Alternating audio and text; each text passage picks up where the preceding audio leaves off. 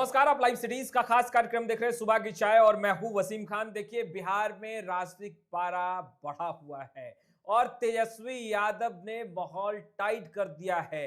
देर रात मुख्यमंत्री नीतीश कुमार के गढ़ में तेजस्वी यादव खूब दहाड़े हैं। वहीं दूसरे तरफ मोकामा में अनंत सिंह ने माहौल बना दिया है।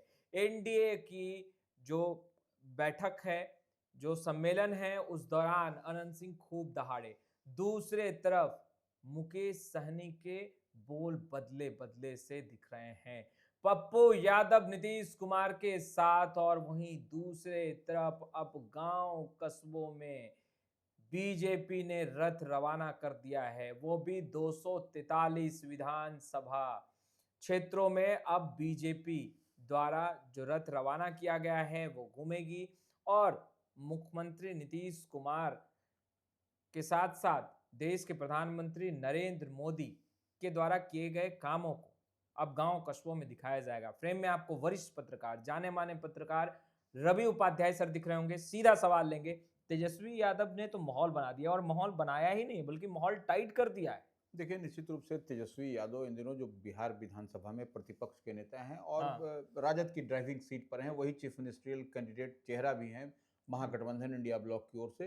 तो वो बिहार अधिकार यात्रा कर रहे हैं, 10 जिलों का दौरा करना है और उसमें लगभग 74 विधानसभा के आसपास कवर 73 विधानसभा। 73 विधानसभा के आसपास कवर करना है। तो ऐसे में आपने देखा कि जहानाबाद गए वो, जहानाबाद, उसके बाद से नालंदा, पटना, जी। यह इन 3 जिलों को विधानसभा क्षेत्र जो समझ लीजिए सारा क्षेत्र को कवर किया और किस तरीके से खराब मौसम के बावजूद, बारिश बूंदाबांदी पड़ भी रही थी, उसके बावजूद लोग उनको देखने, सुनने और समझने के लिए एक पैर पर एड़ी लगा के खड़ा होकर सुन रहे थे बिल्कुल। और देख रहे थे। तो यह कहीं ना कहीं पॉपुलैरिटी, यह जो तेजस्वी यादव की है, लालू प्रसाद यादव की है, राष्ट्रीय जनता दल की है, लालटेन छाप की है, यह जो है सो एक छाप छोड़ता हुआ दिखाई पड़ा आम आवाम के बीच में।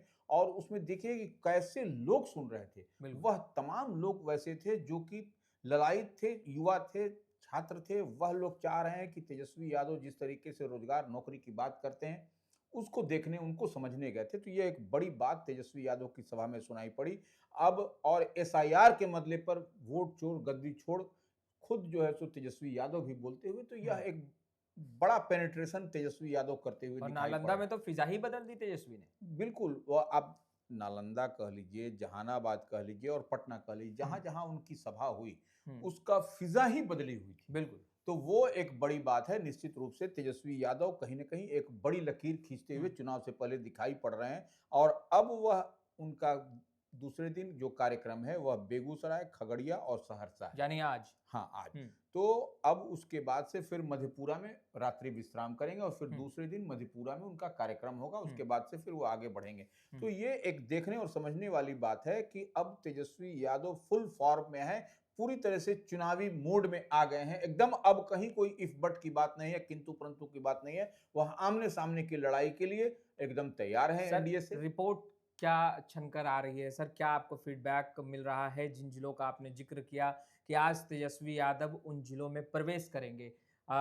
जिस तरीके का माहौल बीते दिनों देखने के लिए मिला जहानाबाद, नालंदा, पटना, क्या आज भी उसी तरीके का माहौल, उसी तरीके की जनसैलाब देखने को मिलेगा? निश्चित रूप से बेगूसराय, खगड़िया और मधेपुरा में देखिए वह रात्रि में पहुंचे हैं, मैंने पहुंचेंगे आज। और उसके बाद देख लीजिएगा कि वहां पर जो तैयारी मधेपुरा में दिखाई पड़ रही है, पूर्व मंत्री प्रोफेसर चंद्रशेखर जो राष्ट्रीय जनता दल के हैं, उनकी ओर से जो बड़ी तैयारी की गई है। आप देखिए कि कितने लोग रात्रि बेला से ही जो है तो जो दिन के समय से ही एक दिन पहले से ही वहां कैंप किए हुए हैं। तो वो दिखाई पड़ रहा है, वो समा और फिजा निश्चित रूप से प्रोफेसर चंद्रशेखर की अगुवाई में वहां पर बदलता हुआ मधेपुरा में। और मधेपुरा तो कहा ही जाता है रोम पोप का, मधेपुरा गोप का। और प्रोफेसर चंद्रशेखर विद्वान हैं, पढ़े लिखे हैं, प्रोफेसर हैं। तो आप इस बात को समझ लीजिए कि क्या उनकी समाज में चमक और पकड़ है, इस बात को आप समझ लीजिए। तो निश्चित रूप से प्रोफेसर चंद्रशेखर जो एक मधेपुरा में एक लिटरेसी रेट भी अलग है, वहां पर पढ़े लिखे लोग हैं। तो वहां पर आप जो आपको युक्ति पंक्ति कहनी है कह लीजिए, लेकिन मधेपुरा में प्रोफेसर चंद्रशेखर की चमक और धमक आपको ग्राउंड जीरो पर भी दिखाई पड़ेगी। आपको दिन भर में आप देखिए क्या होता है। लेकिन बहुत वहां पर भीड़ लगा हुआ यानी है। उनके द्वारा जो काम किया गया है विधानसभा, अपने विधानसभा क्षेत्र में, अब रंग ला रही है, क्योंकि वक्त बहुत कम रहा और उस दरमियान जिस तरीके का आप बता रहे हैं कि माहौल और फिजा अभी से ही बदला है, यानी कि काम बोल रहा है। भाई देखिए ना, किसी को एडमिशन कराना है हाँ। कॉलेज में, स्कूल में, उसके लिए प्रोफेसर चंद्रशेखर काम करते हैं। हाँ। किसी भी गरीब आदमी जिसको कोई देखने सुनने वाला नहीं है, उसको पटना में इलाज कराना, उसके दवा की व्यवस्था करना, उसके रहने और खाने के अपने सरकारी आवास पर इंतजाम करना, बिल्कुल। तो यह एक बड़ी बात है। और वो भी नहीं, चाय पानी की भी व्यवस्था वो करते हैं। तो यह एक इतना बड़ा हम नहीं समझ पाते हैं कि कोई भी इतना बड़ा, कोई बड़ी लकीर कोई खींच सकता है जनप्रतिनिधि, जो प्रोफेसर चंद्रशेखर खींचते हुए दिखाई पड़ रहा है। पर राजनीतिक माहौल बदलने वाला है सर। अमित शाह पटना आ रहे हैं। देखिए, अमित शाह पटना आ रहे हैं। अमित शाह का भारतीय जनता पार्टी के वह चाणक्य माने जाते हैं, कहे जाते हैं। और निश्चित रूप से चुनावी मोड है। एनडीए को 225 जीतना है, 243 में से 225 जीतना है।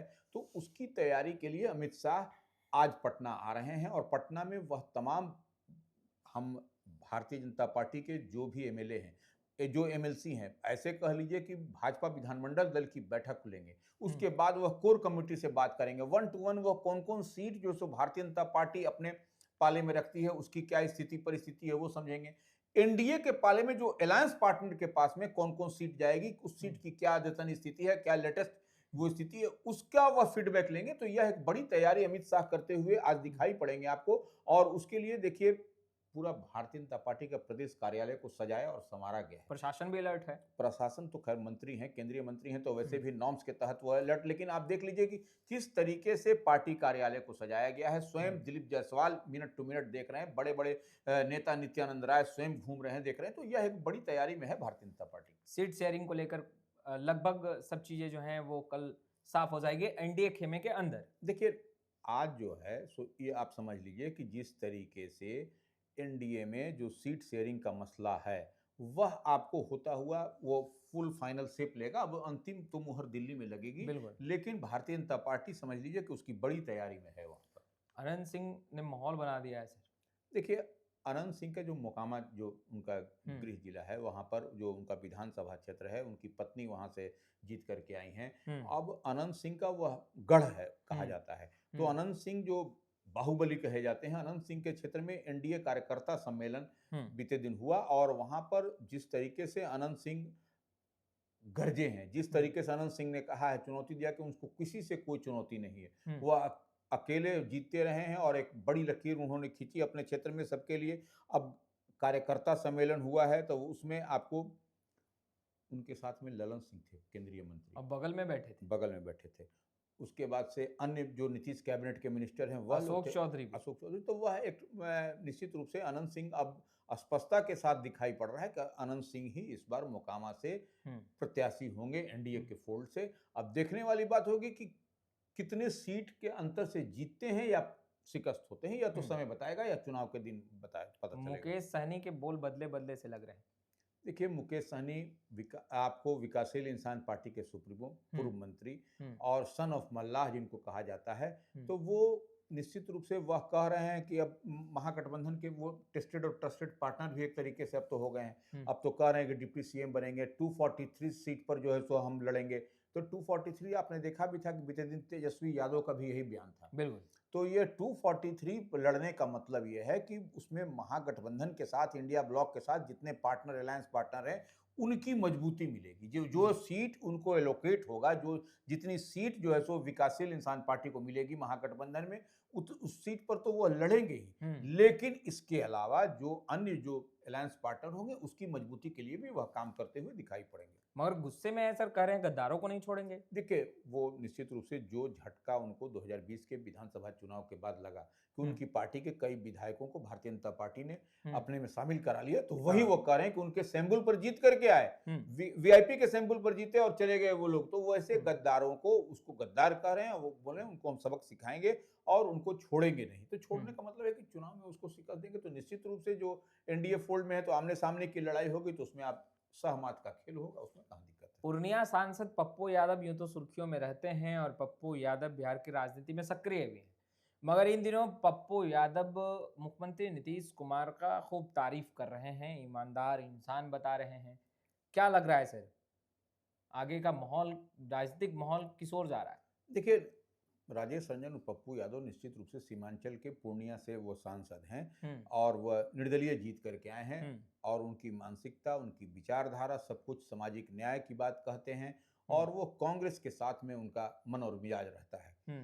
तो एक बात समझना पड़ेगा कि एसआईआर के मसले पर भी आपने देखा कि पप्पू यादव राहुल गांधी और तेजस्वी यादव के साथ घूमते दिखाई पड़े थे। तो ये सबसे बड़ी बात है और विकास के मुद्दे पर वह कहते हैं नीतीश और नरेंद्र मोदी जो प्रधानमंत्री उनके साथ हैं, लेकिन जो राजनीति, बयानबाजी और जो खेल होता है, पॉलिटिकल खेल, जो गिमिक जिसको कहते हैं, उसमें वह साथ नहीं है नरेंद्र मोदी और नीतीश कुमार का। हालांकि वह कह रहे हैं कि नीतीश कुमार ईमानदार आदमी है, वो लेकिन एनडीए के जो अन्य जो नेता हैं वह भ्रष्टाचार में या अन्य जो नीतीश कैबिनेट के अंदर जो हैं वह भ्रष्टाचार में लिप्त हैं, यह बात वह कहते हुए, लेकिन वह कहीं ना कहीं जो पूर्णिया एयरपोर्ट की सौगात नरेंद्र मोदी प्रधानमंत्री ने दी, उसके बाद और वंदे भारत एक्सप्रेस का चलना, यह कहीं ना कहीं पप्पू यादव के लिए या उनके जितने लोग हैं समर्थक हैं उनके लिए एक बड़ी सौगात के रूप में देखी जा रही है कि अब सीमांचल भी माने ऊपर से अब जिसको कनेक्टिविटी के मामले में अब कनेक्ट हो चुका है। सर, कांग्रेस की बड़ी बैठक हुई थी, एक फोटो निकलकर सामने आई है, हम चाहेंगे कि अपने व्यूअर्स को भी ये जानकारी दे सुबह की चाय में, जिसमें पप्पू यादव सहित कांग्रेस के बड़े बड़े चेहरे दिखाई दे रहे थे। तारिक अनवर, अखिलेश सिंह, रंजीत रंजन के साथ साथ अन्य जो बड़े चेहरे हैं वो दिखाई दे रहे थे। तो क्या आगे पप्पू यादव जो बैठक में शामिल हो रहे हैं उन्हें बड़ी जिम्मेदारी बिहार चुनाव के मद्देनजर दी जा सकती है? क्योंकि इससे पहले भी हमने वीडियो बनाया है, मगर कुछ दिनों पहले ही ये तस्वीर निकलकर सामने आई। तो क्या टास्क मिल चुका है? देखिए, निश्चित रूप से राजेश रंजन और पप्पू यादव और कन्हैया दो ऐसे तुरुप के हैं इंडिया ब्लॉक महागठबंधन में, उनको आप जहां और जैसे जिस विधानसभा में जिस तरीके से इस्तेमाल कर लीजिए और वो वोट ट्रांसफर कैपेसिटी है उन लोगों के पास। तो ऐसे में निश्चित रूप से जो तस्वीर की आप बात कर रहे हैं, निश्चित रूप से वो कांग्रेस के बड़े बड़े नेताओं दिग्गजों के बीच में वो बैठक में थे। तो ये इस बात को आप मान के चलिए कि वह उनका इस्तेमाल पप्पू यादव का और कन्हैया कुमार का इस बार इंडिया ब्लॉक महागठबंधन करेगी। यानी हमारी खबर पर मोहर लगता दिख रहा है। वहीं सर 243 रथों को रवाना किया गया बीते दिनों।